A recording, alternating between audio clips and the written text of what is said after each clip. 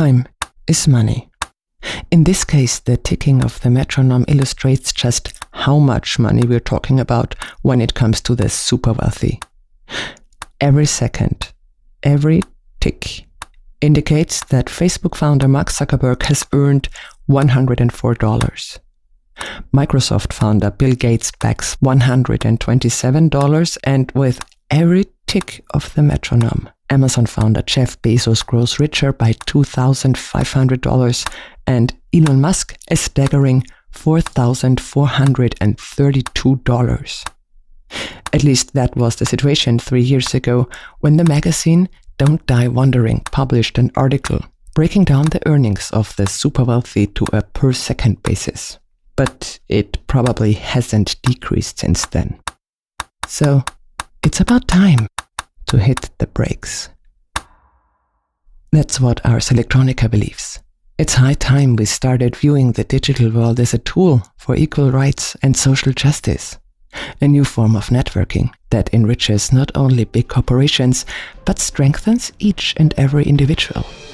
A concept, or rather a thought experiment, that will make its appearance as digital socialism at the festival. Meaning, we contribute, whether we know it or not, or whether we are aware or not, to the technological systems. And that means that we need to think about a redistribution. The question is not to doubt that new opportunities will come.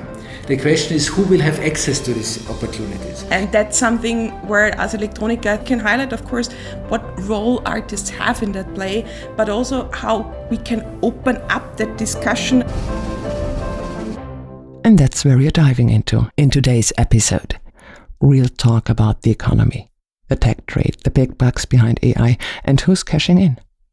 My name is Sarah Krisha, and over the past weeks and months I've been speaking with artists, researchers, and of course the creative people at Ars Electronica to learn more about the theme of this year's festival: Who Owns the Truth? Who Owns the Truth?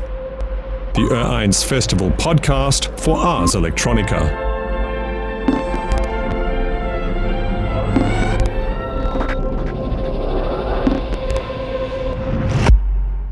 Episode 5: Truth in Business Attire. At the end of June, billionaire Elon Musk, the one who owns Twitter, challenged billionaire Mark Zuckerberg, the one who owns Facebook, to a duel. Then the mother of Elon Musk said that's a bad idea and cancelled the whole thing. And shortly thereafter, Musk also grumbled on Twitter because he had been blocked by Amazon founder Jeff Bezos. You know, just a normal day, super rich among themselves. But don't let it distract you. Because these entertaining back and forth on social media and in public, that's what we're supposed to see. That's the entertainment interlude. But if you dig a little deeper, you'll find big techs really putting the gloves on. Like, for example, Google went and lodged an antitrust complaint against Microsoft with the FTC. Google there accuses Microsoft of abusing its near monopoly in Office applications to tie customers to its Azure cloud services. One layer further down, there it's about us. Me, you, everybody. It's about how we should be spectating some super rich boxing match in the metaverse and not paying too much attention to the European Commission's draft of the European Media Freedom Act. That was also published in June.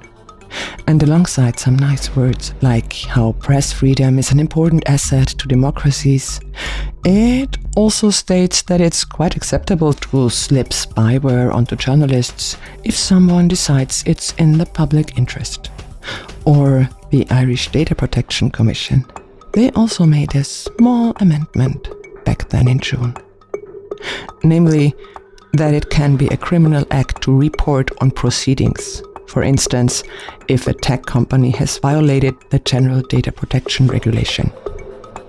And that we only know because Max Schrems from Neub spotted it. Und sind sozusagen österreichischen Kämpfer für offene Systeme. He was also at Ars Electronica in 2012 and 2019, bringing a really important perspective about society to the art scene, says Fritz Stocker, who is the festival's artistic director. Genau diese Motivation und dieses Engagement hervorzurufen. But before we get to this year's festival, I'm going to put on my acoustic diving suit once more and snorkel down even further, all the way down, to the cradle of the marvel of our time, artificial intelligence. I'm Antonio Casilli and I'm a sociology professor at the Institut Polytechnique de Paris. Antonio Casilli is a sociologist, and for many big tech companies, he's essentially a persona non grata, as his field research takes him to where AI originates. And big tech really would prefer if we didn't look that way. The myth of artificial intelligence being automatic, but the actual myth, in my opinion, that this intelligence is artificial, meaning that there is only a technical aspect to it. There is a human aspect to it. There's a lot of human labor that goes into that technology, which is presented as a labor-saving technology. Let me give you some examples. We've been interviewing people that were performing very mundane tasks, like, for instance, they were receiving pictures of salads and they had to, differentiate the tomato from the feta cheese. Right. This was to train an AI that provided nutritional advice. But we also interviewed people who were really deeply concerned about the use of the data that they were producing. For instance, we interviewed a few persons who said, we were training these strange video games. Once was in France. We were supposed to, with our character in the video game, to go closer to characters that seemed French and move away from characters who seemed of a foreign origin. What were they doing? Were they training some racist video game, the game engine of that video game? Or on the contrary, they were participating, in some academic or corporate experiment on racist attitudes and bigot attitudes? The problem is, we do not know. The story that struck me the most was the time when he had been to Madagascar in a cyber cafe, where people were training image recognition AI, but not the one that then will be able to tell you if it's a muffin or a chihuahua, but the ones that are used in health service and diagnosis. Like the AI that is able to recognize cancer or very, critical applications.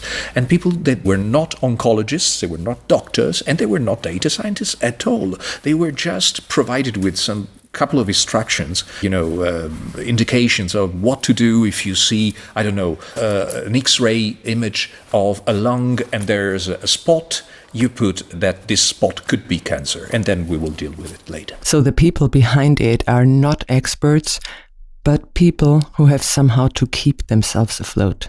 And they earn less than poorly. In the best case scenarios, we have met people who have more stable jobs that could work for a month or two, and they would be paid in places like Madagascar, 90 euros, 100 euros per month. That's the other economic truth.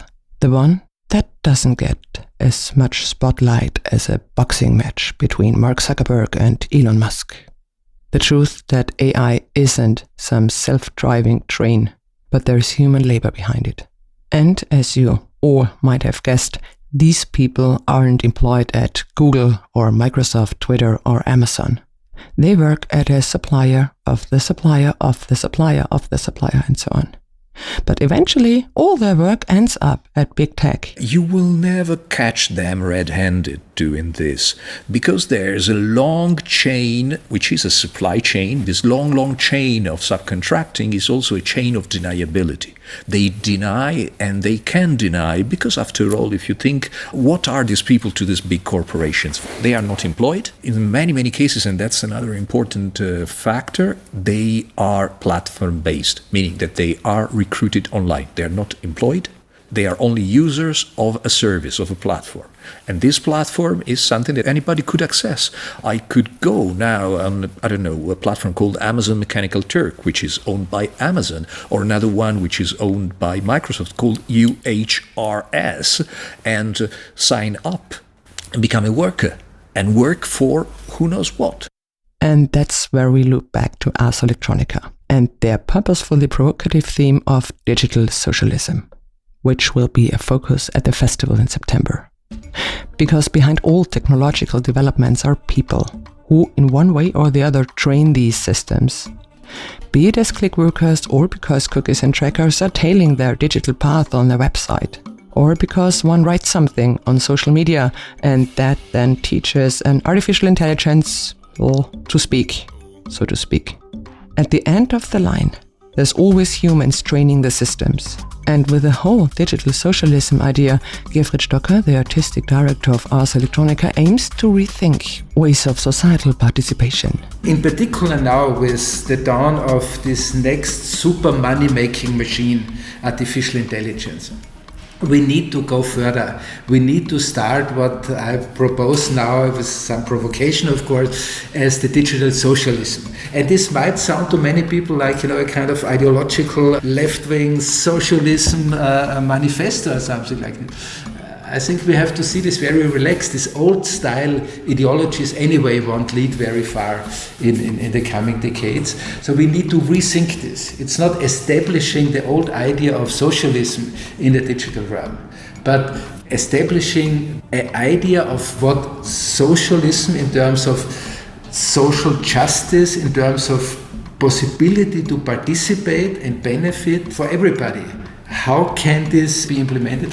What would it actually mean? There, I also asked the festival director, Crystal Bauer, how this will translate into the festival. We specifically, of course, selected projects that discuss this on various angles. How can become Facebook a common good, for example, and what kind of lawsuits does it need in order to get there? So quite provocative but also doable examples that also have been already partly implemented.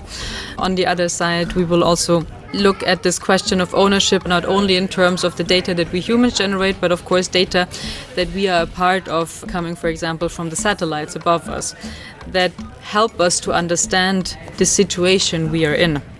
And that means that also in the conferences and not only the exhibition, we will focus on the one side, who owns nature, so what is the truth behind the ownership of nature. And then on the next day, we will focus also really on the end of the truth somehow, because the truth is not a concept anymore that will help us to understand the life we live or the society we are part of. We need to find new ways of dealing with all this information that suddenly can be generated this easily. The power of AI systems is based on knowledge of thousands of years of humanity. And if the raw material for these new profits comes from everybody, then at least a decent share of the profits should also be distributed to everybody. The many data that are needed to keep the AI machinery running have, of course, also interested me in the context of the search for truth. And that's what the next episode is about.